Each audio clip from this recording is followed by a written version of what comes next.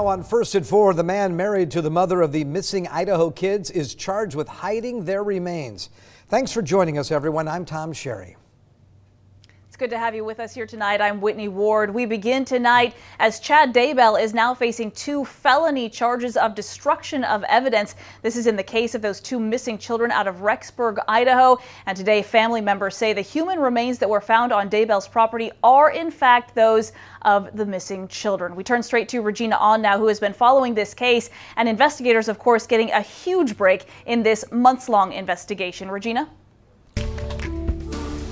Hi, Tom and Whitney. Today, investigators made one of the biggest breaks in this case that we've all been following for months now. Family members say the remains found on Chad Daybell's Idaho property are those of J.J. Vallow and Tylee Ryan. Both children have been missing since last September. Daybell made his first appearance in court today. He is currently facing 2 felony counts of destruction, alteration of concealment of evidence. His bail was set at $1 million, but Daybell's attorney is now requesting to lower his bond to $50,000 for each felony count, totaling $100,000. Mr. Daybell, do you understand the allegations on both counts that have been brought against you? I do. Today's developments comes more than 3 months after Lori Vallow, his wife and the children's mother, was arrested for defying a court order to prove her children were alive. Vallow was extradited to Idaho in March from Hawaii, where the couple had relocated after they married. The couple got married just 2 weeks after Daybell's former wife suddenly died. Her death is also under investigation. Daybell's next hearing is scheduled for July 1st. Today's proceedings were remote because of the pandemic, and we know there's a ton of information in this case right now. So for more information, you can text Daybell to 509-448-2000. Live in the newsroom tonight, Regina On, back to you. The man who took his life, who suffocated him for 8 minutes and 46 seconds, he still called him sir as he begged for his life. Just one day after laying George Floyd to rest, his brother is testifying before Congress about police brutality. Republicans say it's time for real solutions to police brutality, but they say defunding police departments is not the answer. Lawmakers from both parties are working on police reform bills to set federal guidelines for every police department to meet. All right, we want to get to 3 things that you need to know regarding the coronavirus. Number 1, there are now 778 coronavirus cases in Spokane County. That is 14 more cases than yesterday. A large amount of Spokane County's cases have been reported in younger people, ages 20 to 39. Much of the increase, though, can be attributed to more widespread testing. Number 2, kids have been home from school for months already, and now summer vacation is just starting.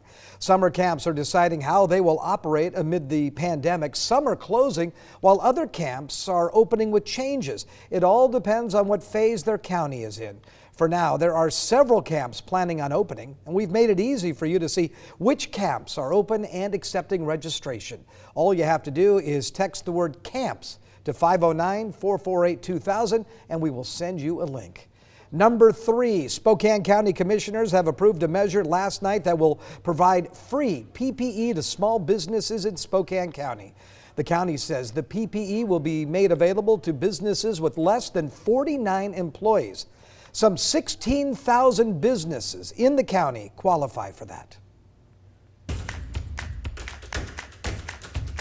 Well, the Spokane Public School Board is meeting tonight to discuss a draft resolution supporting racial equity. Take a look. Given the current times, SPS right now says it wants to address concerns and establish policies for more racially diverse education. Some points they'll be discussing include a strategic plan, creating a strategic plan on racial equity by spring of 2021, as well as more cultural responsiveness training before working with students, and a plan to increase student voices on issues related to racial equity. That meeting is happening virtually tonight at 7 p.m. and we'll be listening into that meeting to bring you updates in our later newscasts tonight. In the meantime, starting to feel a little bit more like June outside. At least it wasn't pouring rain, and at least it's not freezing cold outside. I actually have my front door open right now, Tom, and I'm pretty happy about it. It's actually warming up pretty nicely, isn't it? It really is. It's a beautiful day, and it's going to get even warmer tomorrow, but we are tracking some thunderstorms late Friday into the weekend. Let's talk about it for you right now. Like I said, a gorgeous day. Now look at that big low pressure system out in the Pacific. That's what's going to bring us our big drop in temperatures starting Saturday into Sunday and for part of next week as well. But we've got a good one on our hands right now. 72 degrees in Deer Park, 73 in Chattaroy, 70 over in the Lake City, and out in the Spokane Valley we're at 74 degrees. Your day planner forecast calling for mild temperatures early on. We'll see an overnight low of 52. Tomorrow will be mostly cloudy but still very warm with a daytime high expected of 78 degrees. It'll get even warmer on Friday, and then the cool front moves in. Chance of rain showers on Saturday and a high of 67. On Sunday, we'll see partly cloudy skies, lingering showers, and a daytime high of 65 degrees. All right, here's what we're working on for KREM 2 News at 5 tonight. It involves armed militia groups who say they're protecting downtown businesses during protests. So what does the law say about this? That question's being posed after several downtown businesses have expressed concerns about armed militia groups patrolling the area during recent protests in downtown Spokane. Specifically, the owner of Auntie's Bookstore recently took to Facebook where he wrote that he and other downtown business owners do not think, quote, open carry of guns is conducive to running our businesses and dealing with the public and customers, end quote.